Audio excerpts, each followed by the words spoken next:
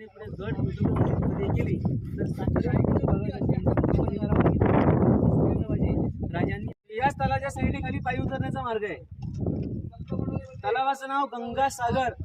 अशी 11 तलाव आणि 84 टाक्या पूर्ण 1200 एकरामध्ये. म्हणजे अशी तलाव करून दगड बाहेर पडला, दगडी काही इमारतीने वापरता येईल, दगड फिरवणं शक्य नव्हतं.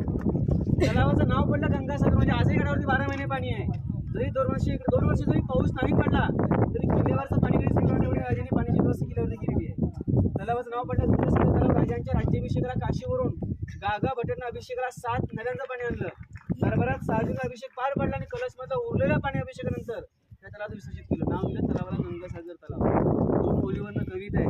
गंगा यमुना आणि नर्मदा यांच्या आल्या साऱ्या बहिणी आणले सप्त समुद्रांचे पाणी जलिले राज्याभिषेकासाठी. जल ही झाली तीर्थांची घर नाव तल्याचे. 2 टावर आहेत. या दोन्ही टावरांना इतिहासामध्ये